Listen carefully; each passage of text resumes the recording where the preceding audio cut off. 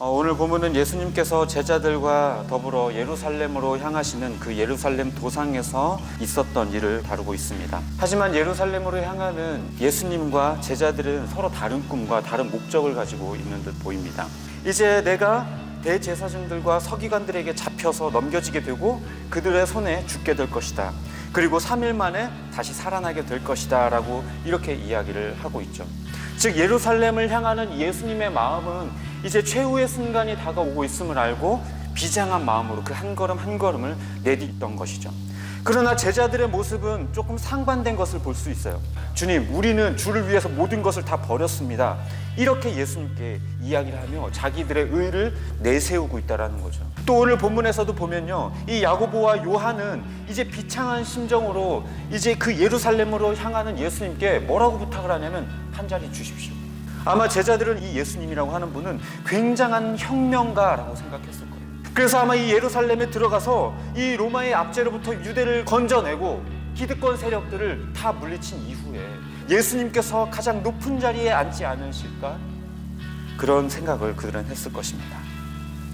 그래서 예수님께서 나 지금 죽으러 간다. 3일 만에 아마 그래도 부활하게 될 것이다. 이렇게 하는 말이 어쩌면 얘들아, 지금 죽을 각오를 하고 나는 저 기득권 세력들과 싸우러 갈 것이다. 하지만 분명히 3일 안에 저들을 평정하고 내가 일어나게 될 것이다. 마치 이렇게 들렸을 겁니다. 그런데요, 그 다음이 더 가관이에요. 얻을 수 없는 것을 구하는 그 두 제자에게 예수님께서 그래? 그럼 너희는 내가 마시는 잔을 마시고 내가 받는 침례를 받을 수 있겠니? 그런데 이 제자들은요, 네, 제가 그 잔을 마실 수 있습니다. 내가 그 침례를 받을 수 있습니다. 라고 대답해요. 잔과 침례는 고난과 죽음을 의미하는 거였어요. 그런데 이 제자들은 그걸 이해하지 못했어요. 그냥 그 잔이라고 하는 것이 마치 승리 이후에 영광의 잔을 마시는 거라고 생각했고, 침례라고 하는 것이 승리의 어떤 예식이라고 생각했어요. 예수님께서 말씀하시는 거는 내가 죽으러 간다 이렇게 이야기를 하는데 정치적으로 조금 힘들 수 있다. 죽을 각오로 내가 싸우러 간다. 이렇게 받아들이고 있는 거예요. 진짜로 예수님을 믿는 사람이라고 한다면 그런 세속적인 복에 관심을 갖지 않아요. 예수님의 유일한 복이시고 최고의 복이고 우리에게 최고의 선물이신데 예수님 말고 다른 복을 구한다고요? 물에서 건져졌더니 보따리 내놓으라는 시보인 거예요. 우리가 예수님을 따라서 천국길로 가고 있다라고 생각하겠지만 착각일지도 몰라요. 지옥불에 떨어져 뒤질 거 살려놨더니 복 내놓으라고 협박하는 모습일지도 몰라요. 다 지를 위한 거예요. 표면상의 이유는 주님을 위한 거라고 이야기를 하죠. 간증을 할 때나 사람들과 대화를 할 때에는 다 주님을 위해서예요 라고 말은 하지만 정작 속을 까놓고 보면 한 자리 내놓으세요. 물질 내놓으세요. 권력 내놓으세요. 그게 어떻게 주를 위한 거예요? 그게 어떻게 주를 위해 다 버렸다라고 말할 수 있는 거예요? 그게 어떻게 그리스도인의 모습이라고 말할 수 있어요? 예수님은 지금 모든 사람을 위해 자기 목숨을 대속물로 내어주고 피조물들로부터 능욕 당하면서까지도 그들에게 내 목숨을 내어주겠다라고, 그렇게 내가 섬기겠다라고 말하고 있는데 내가 주님을 위해서, 주님을 따르기 위해서 모든 것을 버렸습니다라고 말하면서 어떻게 한 자리 주십시오. 뭘 버려요? 뭘 버렸어요? 도대체 이 제자들이 뭘 버렸나요? 안 버렸어요. 아무것도 버리지 않았어요. 섬김받는 사람이 되어보겠다는 그 욕망으로 가득 차 있었다. 우리도 우리 스스로를 속이지 마세요. 우리가 주님을 위해서 섬기고 주님을 위해서, 주님의 뜻을 위해서 산다고요? 아니요. 솔직히 아니에요.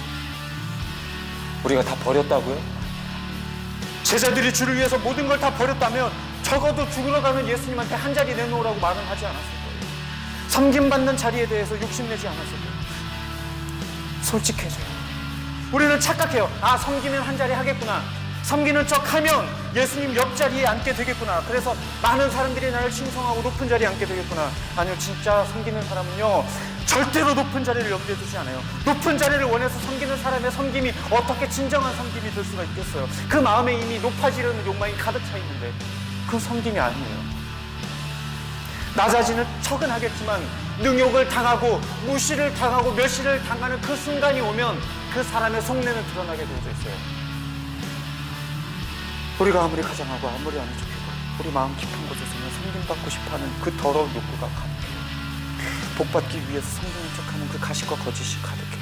도무지 그 마음의 죄성은요, 끝을 파도 또 나와요. 드러내고 예수님 앞에 쏟아 부은다고 얘기해도 또 나와요. 그 죄성의 깊이가 얼마나 깊은지 웬만큼 말씀 앞에 자기를 드러내도 그 죄성이 끄집어내어지지가 않아요. 잘라내고 도려내도 또 숨어있고 또 숨어있고 도무지 해결할 방법이 없어요. 회개하셔야 돼요. 진심으로 회개하셔야 돼요. 나도 몰랐던 내 안에 감춰져 있었던 그 내 안에 그 더럽고 끈질긴 그 죄성, 이 시간 다 털어내야 돼요. 그래야 우리는 정말 조금이나마 예수님을 닮아가는 자가